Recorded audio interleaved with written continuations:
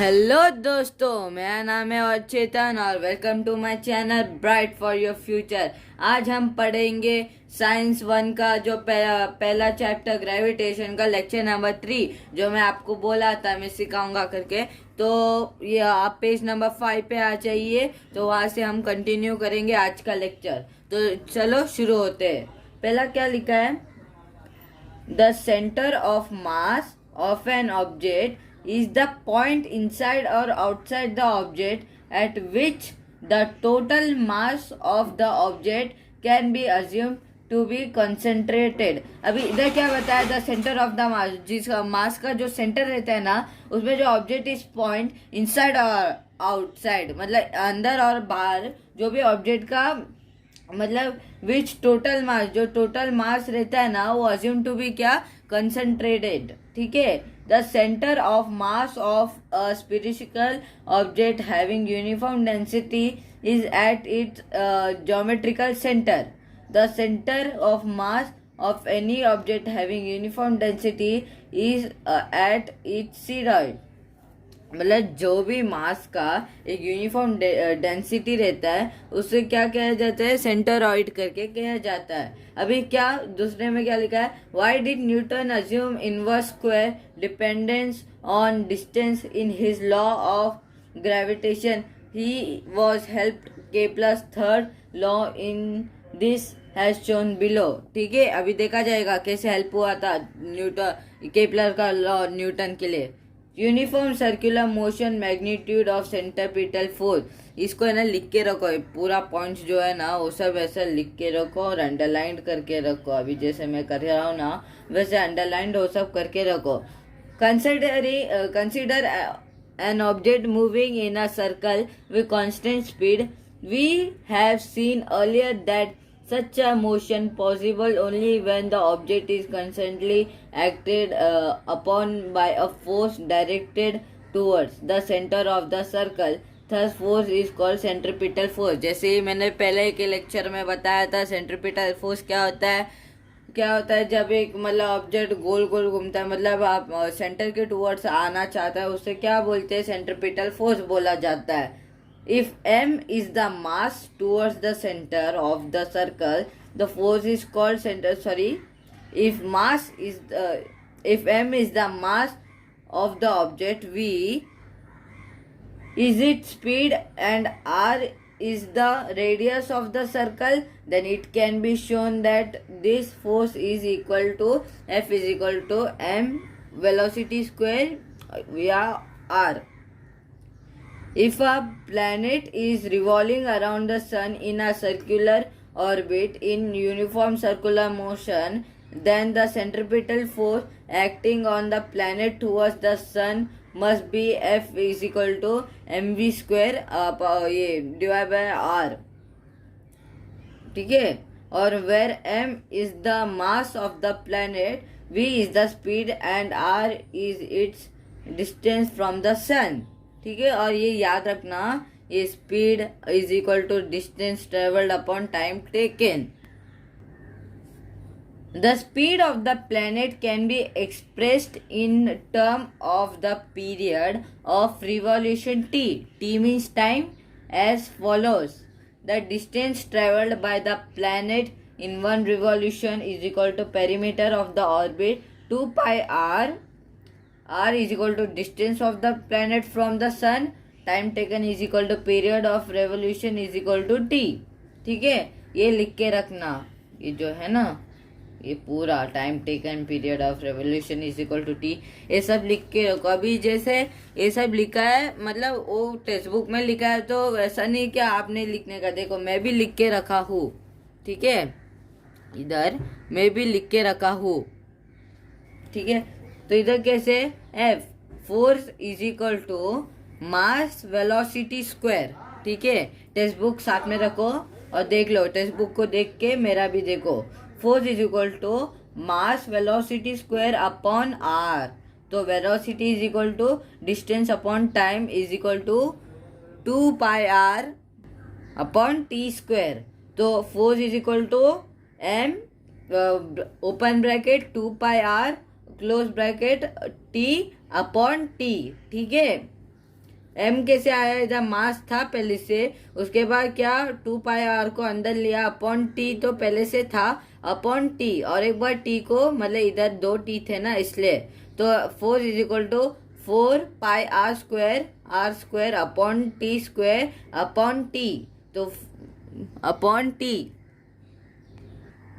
4 is equal to 4π² r² upon t² multiply by 1 upon t, तो 4 is equal to 4 mass π² upon r², तो इधर क्या आएगा, पहले जैसे देखा है r³ अपॉन t², ठीक है। उसके बाद 4 is equal to 4m π² upon r², 4 is equal to 4 mass π² multiply by 1 upon k, तो f is equal to constant, k का वैल्यू क्या रहता है, हमेशा कॉन्स्टेंट रहता है। अभी इधर भी सेम बताया गया है, इधर देख सकते हो, इधर थोड़ा सिंपल मेथड में बताया गया है, पर मैंने आपको पूरा डिटेल में लिख के बताया था ये कैसे आया, इसके वजह से ये आया करके। इसमें कैसे बताया है, v is equal to distance travelled upon v is equal to time taken, तो is equal to 2πr upon t, तो 4 is equal to mv² upon r is equal to m, तो 2πr upon t² the whole square is equal to 4m π² r upon t² multiplying and dividing by r² we get 4 is equal to 4m π² upon r² multiply by r³ upon t², according to Kepler's third law, t² upon r³ is equal to k, force is equal to m mass r π² upon r², k क्या है, constant है, but 4m π² upon k is equal to constant, answer आया constant हमारा। तो आप इसमें भी मतलब ऊपर नीचे लिख सकते हो, t² पहले उसके बाद r³ बाद में, इसलिए मैं ऐसे ही बोल रहा हूँ, ठीक है।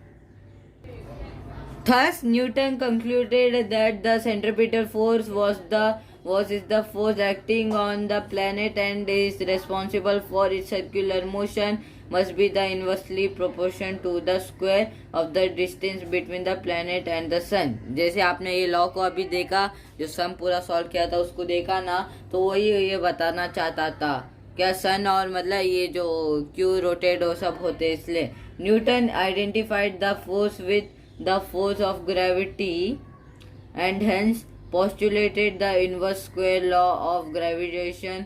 The gravitational force is much weaker than other forces in nature। अभी तो मैंने बोल ही दिया, ग्रेविटेशनल अकेला ही है जो सबसे वीक है फोर्सेस में से, ग्रेविटेशनल फोर्स, ठीक है। और force in the nature but it can control the universe and decide its future. देखा वो मतलब कमज़ोर तो है पर उसके हाथ में ताकत बहुत है, मतलब कमज़ोर रह के ताकत बहुत है, उसके बाद पूरे ब्रह्मांड को कंट्रोल कर सकता है, मतलब वो डिसाइड कर सकता है ब्रह्मांड का फ्यूचर।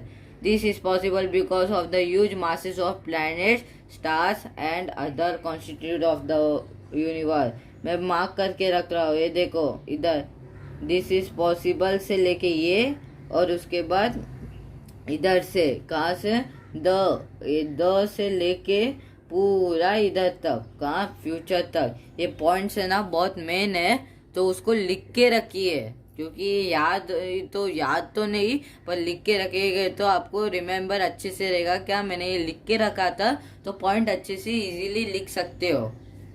अभी बढ़ते हैं नेक्स्ट पेज की ओर। तो जैसे आप लोग देख रहे हो अभी सॉल्व एग्जाम्पल्स में आ गए। Example 1, Mahendra and Virat are sitting at a distance of 1 meter from each other. Their masses are 75 kg and 80 kg respectively.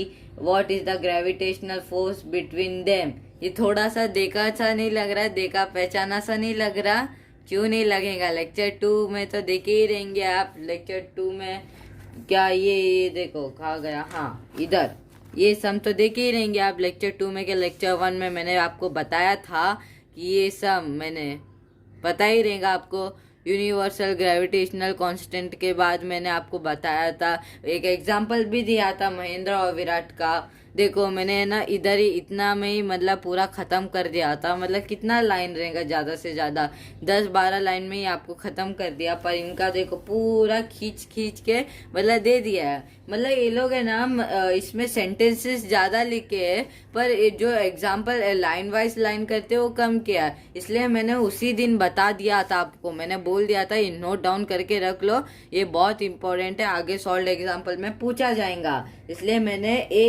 एक पॉइंट भी नहीं छोड़ा, एक लाइन भी नहीं छोड़ा, एक मेथड भी नहीं छोड़ा, एकदम मतलब समझने के जैसा लिख के दे दिया।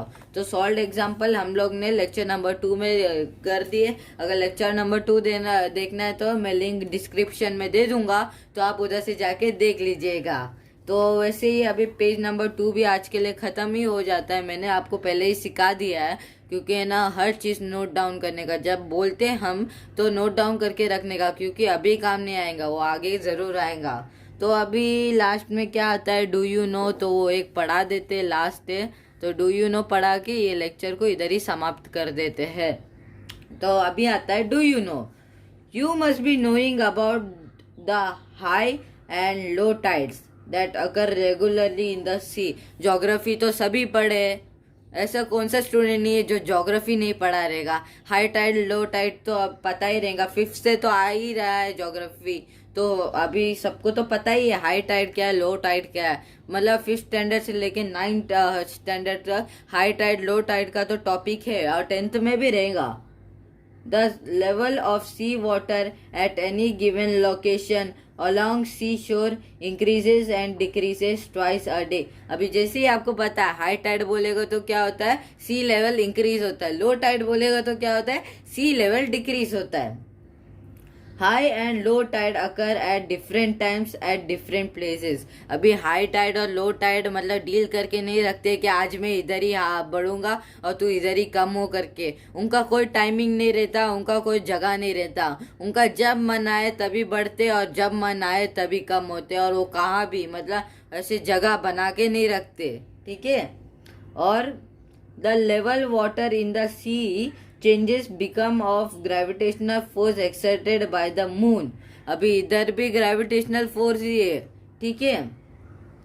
Water directly under the moon gets pulled towards the moon and the level of water there goes up, causing high tide and that place at 2 places on the earth at 90 degree from the place of high tide. The level of water is minimum at low tide occur there as shown in figure 1.9। आप चाहे तो इसको draw भी कर सकते हो, रफली भी ड्रॉ करेगा तो चलेगा, पर ड्रॉ कीजिए, जो मेन पॉइंट से समझ के लिखिए, क्योंकि मतलब देखो डू यू नो भी दिया जाता है, क्यों मतलब वो एग्जाम में भी मतलब नहीं आते कभी कभी, पर उसको क्यों दिया जाता है, अपना जनरल नॉलेज को बढ़ाने के लिए। उनको हमें बस उल्टा नॉलेज दे रहे हो, कुछ और तो नहीं कर रहे। अभी टेक्स्ट बुक में दिया गया तो पढ़ ही लेते हैं ना, मतलब पढ़ने में तो कोई टाइम मतलब जाता नहीं, उल्टा टाइम हमारा उल्टा कंज्यूम होता है, मतलब हम लोग टाइम को अच्छे से मतलब इस्तेमाल कर रहे हैं। तो डू यू नो भी पढ़ना चाहिए। और इसमें देखो अभी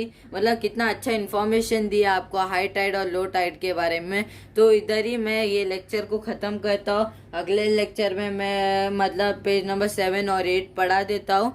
तो अभी के लिए फ़िलहाल इतना ही बस। अगर आपको ये वीडियो अच्छा लगा तो लाइक कीजिए, शेयर कीजिए, सब्सक्राइब कीजिए और कमेंट करना तो ना भूलिएगा। And thank you.